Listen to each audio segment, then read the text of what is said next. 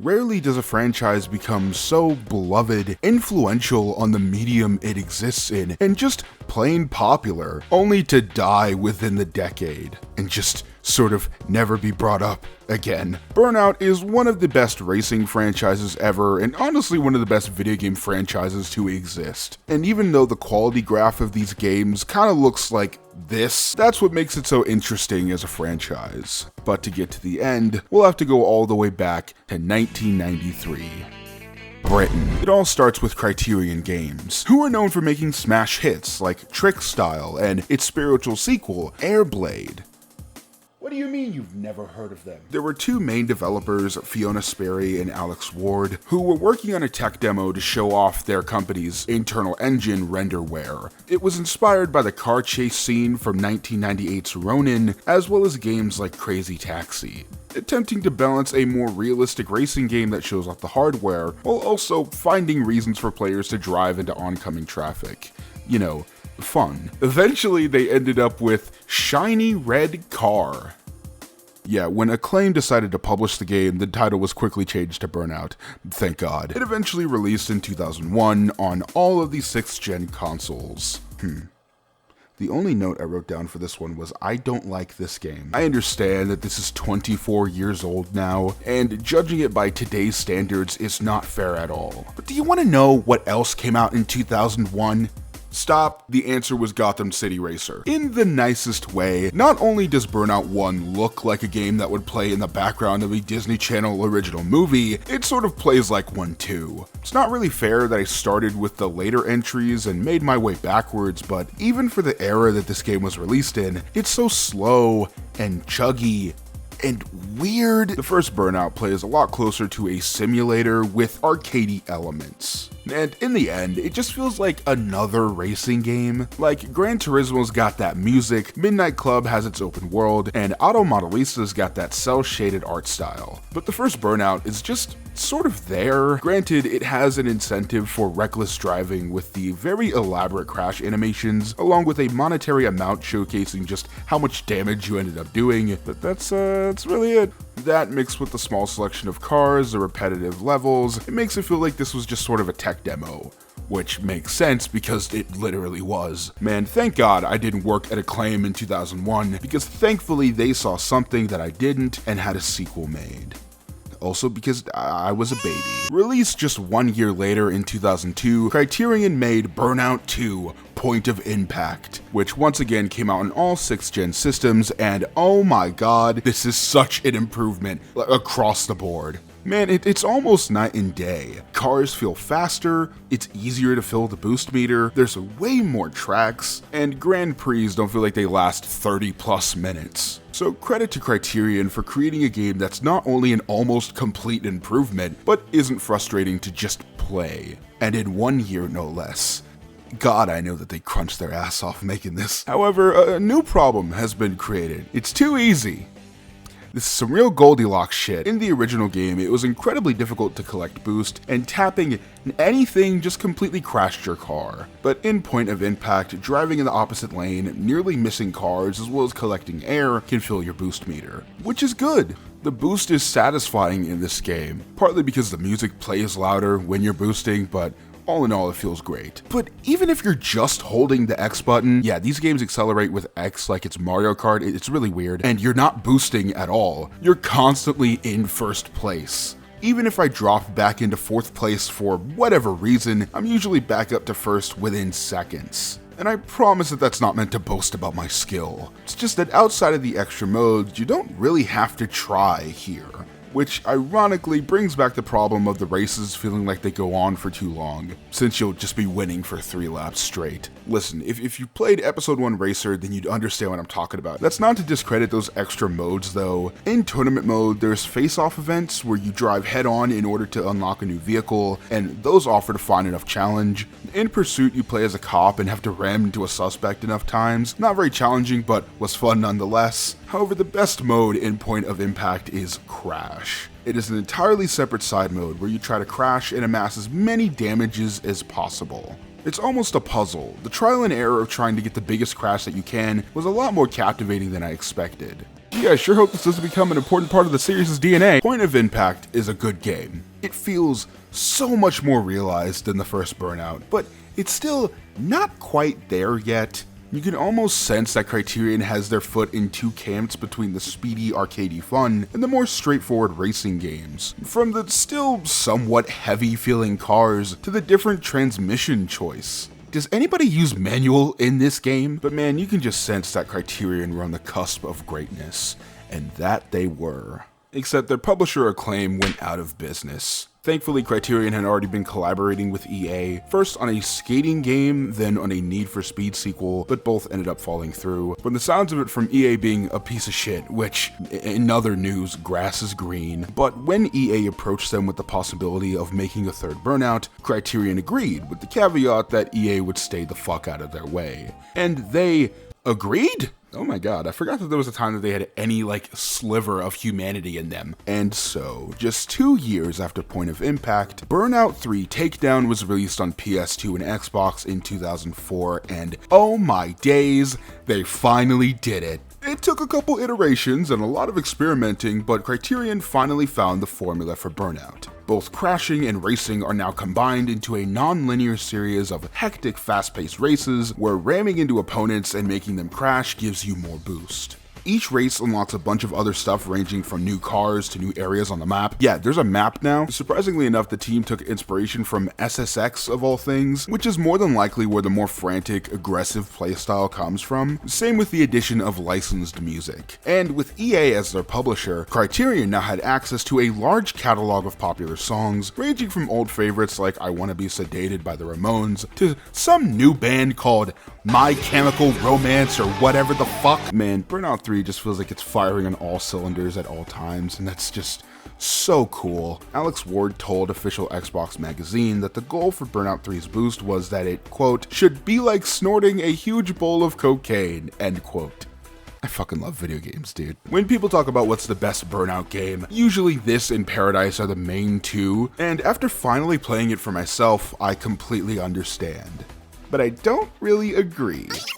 I get that this is an incredibly personal choice. Criterion went out of their way to make each game different from one another so that any one of these entries could be your favorite. Even if it's the first one, which, hey man, whatever floats your boat. And I admit that my problems with Takedown are mostly nitpicks, but they are enough to refrain from calling this the quote-unquote best arcade racer ever. First off, I just don't like DJ Striker, I'm sorry. While his name is perfect for the setting, and no offense to the voice actor whatsoever, I've just never been a fan of in-universe DJs or announcers. Unless it's GTA or Saints Row, I feel like it mostly just detracts from the overall game. Plus, whenever you finish an event and go back to the menu, the radio just automatically plays something else. So if you're, let's say, just raw dogging some MCR, you're just completely taken out of it whenever you complete an objective. The difficulty is a bit more balanced here than previous games. I will say that this is the entry I ended up putting the most hours in while making this video, mostly because there's a strong emphasis on risk versus reward. Speed down the opposite lane for extra boost, and you could crash. Try to ram into an opponent, and you could crash. You get what I'm saying. And that's fun. Crashing in this game is a lot of fun. However, we are now on the opposite side of the rubber banding issue where the CPU will just take off whenever you're crashed, waiting to be reset. So sometimes when you're back in the race, it won't just send you to 6th place, but sometimes you're miles behind where everyone else is, and have absolutely no way of making it back. So it just ends up having the opposite problem of 2, where here, the game will just randomly decide to punish you for playing the game, although this only happened to me in a couple events and it's not a huge issue. I will say that while I appreciate the return of Crash, it does feel a bit stiff, and it has these weird power-ups that I just thought were a little odd. There's some other nitpicks I could probably bring up, like it takes a little bit too long to restart a race. Plus, this wasn't released on GameCube for some reason and began a trend of no Burnout for any future Nintendo consoles at all. Maybe because Nintendo's a bunch of narcs. Again, this game is really good. I am in no way calling Burnout 3 a bad game at all. It's not like Burnout 2 and nowhere near Burnout 1. This is clearly a full fleshed fleshed out game, one that was innovative and rightfully insanely influential. I mean, this was both the racing and PS2 Game of the Year in 2004. Fucking San Andreas and Double Dash released in the same year. However, if Takedown was tweaked just a little bit and given an extra shine of polish, I truly believe that the next installment could be the greatest game in the entire series. Now, hear me out. I think Revenge is the best realization of the Burnout formula. Better than 2, better than Paradise, and it's better than Takedown. It takes the same fusion of crashing and driving and just pumps it up to 11 with entirely new game modes in the mix. Revenge is just so damn good. It's a game that gives you all the cocaine that it has, shuts the fuck up, and just gets out of your way. While it was initially released on PS2 and Xbox in 2004, a year later it would come out on the Xbox 360, making it Burnout's first jump into the next gen. And damn does it feel great to play. All the cars feel smooth, the boost is so satisfying. Granted, it does look a little bit like a toilet. In that same interview with official Xbox magazine, Ward regretted how much Revenge gave into the piss filter trend, where every game had a brown and yellow filter. And while the amount of bloom is egregious, and yeah, the game doesn't look great, I will say that screenshots do look way worse than playing the game yourself in person. But none of that matters because holy shit, the speed of this game is unparalleled. Levels are wider, making crashing a little less prevalent, and while it could potentially make racing a bit too easy, it does make takedown levels, where you have to get a specific amount of rivals to crash, just a little bit more difficult, since there's a greater chance that rival racers will be farther away from you, with more obstacles between the two of you. Plus, the time limits are much tighter in Revenge, so there's still some level of trial and error. And the borders of the maps now constantly have sharp turns and corners, so just riding the wall isn't an easy way to prevent crashing anymore. Look, in no way is Revenge a difficult game. In fact, I think the opening levels are a bit too easy, and in an attempt to ease newer players in, it can completely turn off fans of the previous games. Although there is a reason for this. Revenge has ranks. The higher the rank you are, the more difficult the stages get, but I think the game begins to pose a challenge by like rank 3 or so. And from there, you're gonna have to be on your A game. Some of the later stages in this game are no fucking joke. I can imagine that some of the complaints regarding difficulty is due to additions like traffic checking, where if you're going fast enough, you can send any car driving the same direction completely fucking flying. I can see how this is contentious, as it directly flies in the face of the more straightforward racing the series was used to, even in Takedown. However, counterpoint, it's cool as shit. Revenge is a game that follows the rule of cool, and cool in 2004 meant abrasive grunge aesthetics, piss filters, and sick-ass music to back it all up. The songs they had in Takedown were good, but the track list on Revenge is insane. Fall Out Boy, Block Party, All American Rejects, Bullet for My Valentine, Avenged Sevenfold, Maximo Park, Pennywise, Mindless Self-Indulgence, Yellow Car. This is Warped Tour the game. Every song is cherry-picked to be fast-paced and stand out against the soundscape of cars and destruction. Makes the entire game feels like it's being injected right into my veins. Single-handedly, the best part about the music is that songs continue to play even when you go into the main menu. The radio is continuous throughout the entire game. It's a small change that makes Revenge feel much more like an all-encompassing environment, just constantly pumping you up for whatever's next. There's no getting off this train until you shut off the console, buddy. While I liked that Takedown just advertised other EA games, mostly because it made Criterion's life much easier, I appreciate that there's ads for bygone products in Revenge. Like seeing the old Spike logo back when that was a hub for gaming television, just gave me an insane amount of whiplash. I truly think that Revenge was poorly received because it's hard to follow up Takedown after its reception, and despite the obvious differences, these are still very similar games. Plus, both Revenge and a spin-off Legends came out only 1 year after Takedown, so maybe people were getting a little burnt out. I don't know, I fucking love this game, dude. I cannot believe that I purchased this game and, by extension, decided to make this entire video solely due to a joke from smiling friends. Oh my god. There's a few spin-offs that released not long after Revenge. The aforementioned Burnout Legends released for the PSP in 2005, and it's just Burnout 2 and 3 on a handheld, and while it's a neat port, it's nothing you really want to write home about. Granted, this is the first and second to last time another Burnout game would ever release on a Nintendo system, except it's on the DS.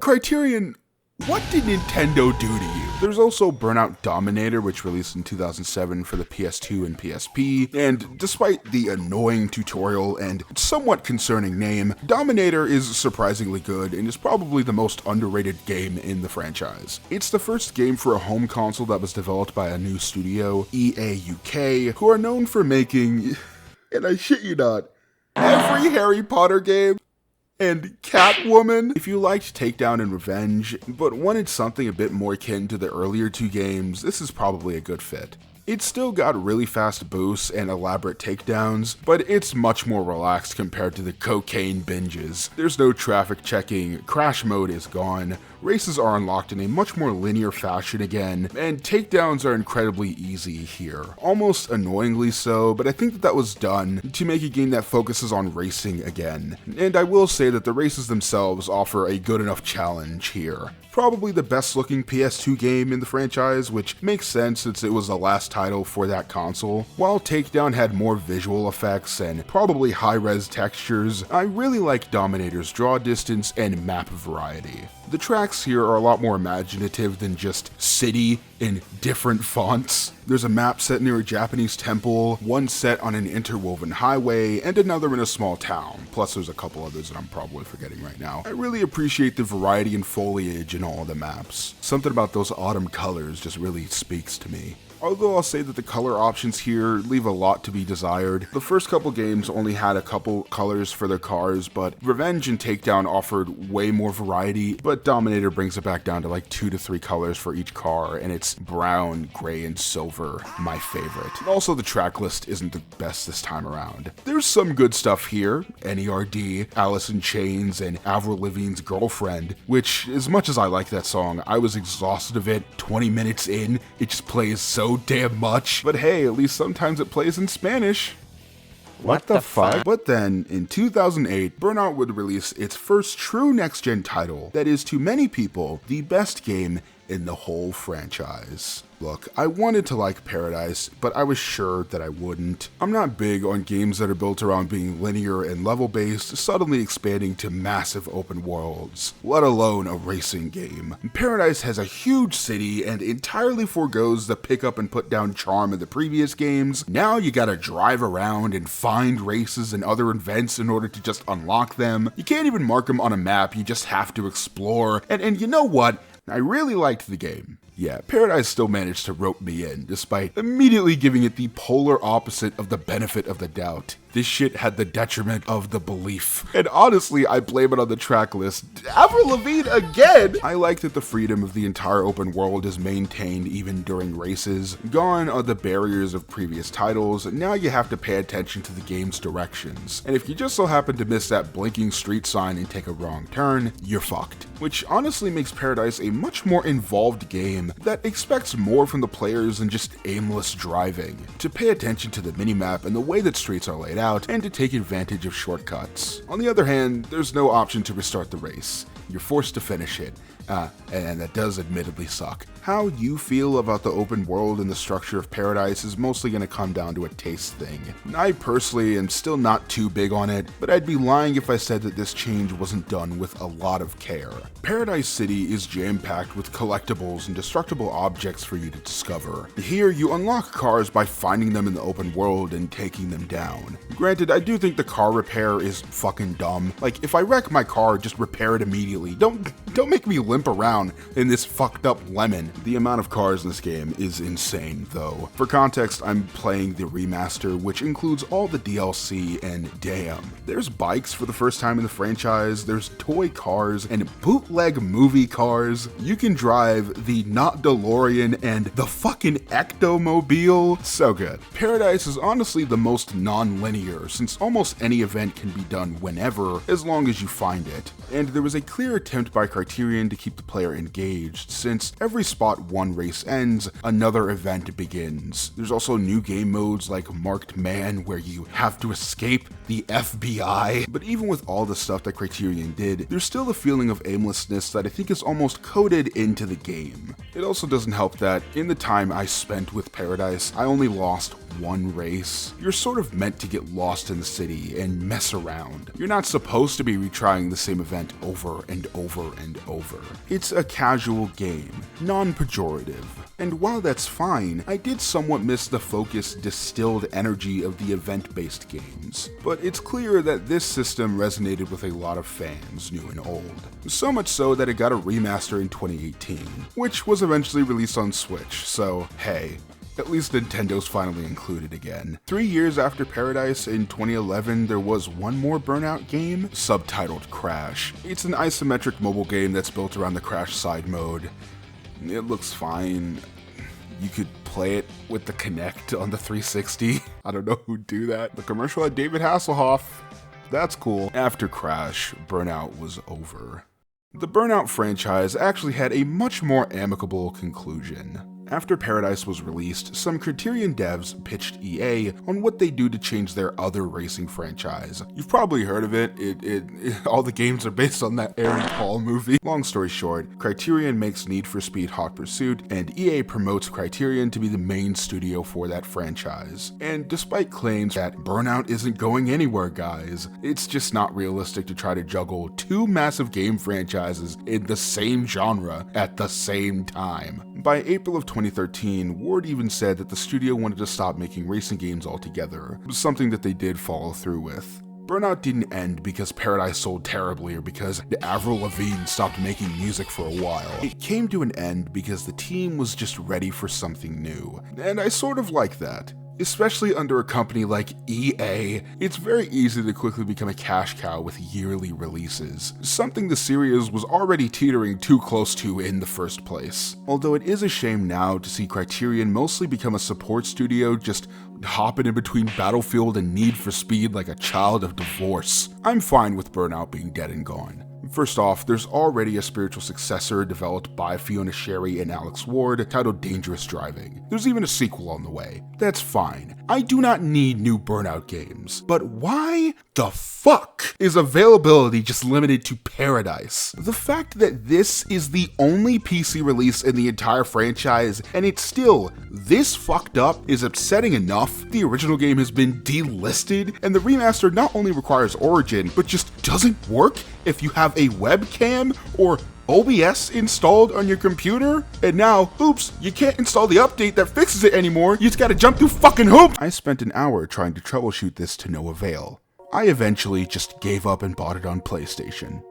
Consoles for the win, I guess. How is this the current state of Burnout? This isn't Homefront or Mirror's Edge, even though I love that game. Please EA, just let DICE make a third Mirror's Edge. The whole franchise has just been ignored, with Paradise being the only game available simply because it's the most recent one. It's ridiculous. Revenge is available only on Xbox through backwards compatibility, but what about the rest of the games that were also released for that console? Why aren't they backwards compatible? Why aren't the PS2 copies of any Burnout game available on PlayStation Plus? I get it, licensing, but what the hell, man? Is EA so unwilling to pay royalties to musicians and car companies that the entire series is just completely inaccessible?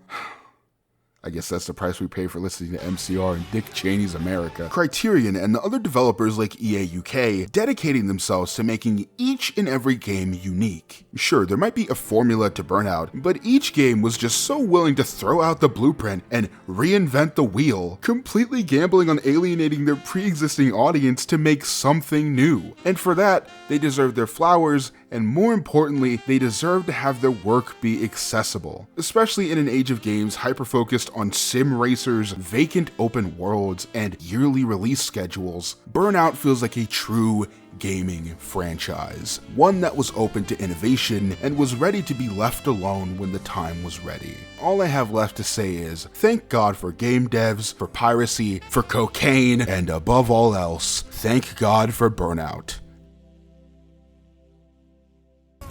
Original or extra crispy?